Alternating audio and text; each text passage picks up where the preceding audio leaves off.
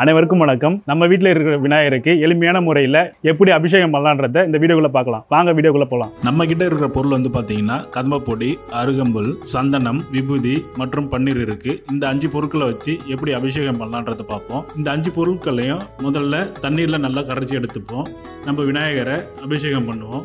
ஒவ்வொரு அபிஷேகம் பண்ணும்போதும் நம்ம வந்து வீட்டில் இருக்கிற ஊதுபத்தி எடுத்து ஒரு தீபார்த்தனை காட்டி தெய்வீக முறையில் விநாயகருக்கு அபிஷேகம் பண்ணலாம். முதல்ல வந்து பார்த்திங்கன்னா கதம்பப்பொடி, அந்த கதம்பப்பொடியை நல்லா கரைச்சி வச்சுக்கிறதுனால விநாயகரை அபிஷேகம் பண்ணுவோம்.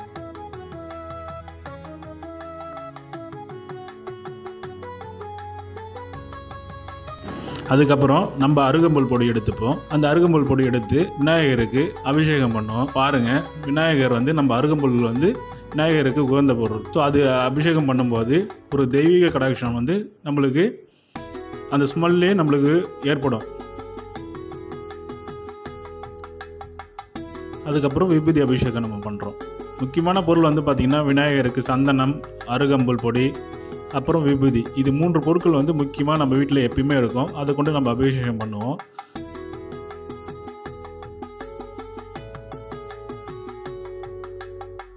ஸோ அதுக்கப்புறம் வந்து பார்த்திங்கன்னா நம்ம சந்தனம் அபிஷேகம் பண்ணுறோம்.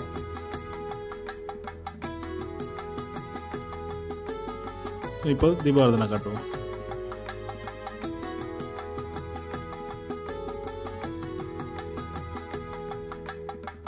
அடுத்தது சொர்ண அபிஷேகம் பண்ணலாம்.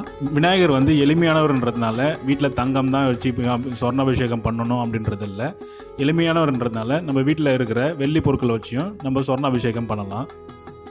பாருங்கள், விநாயகர் வந்து எப்படி அருமையாக நம்மளுக்கு காட்சியளிக்கிறார் பாருங்கள். இதுக்கப்புறம் நம்ம பன்னீர் அபிஷேகம் பண்ணுறோம்.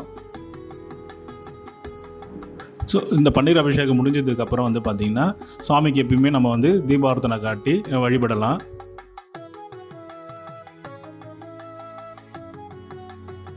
இந்த மாதிரி உங்கள் வீட்டில் இருக்கிற பொருட்களை வச்சு உங்கள் விநாயகருக்கு அபிஷேகம் பண்ணி விநாயகரோட அருளை பெறுங்க.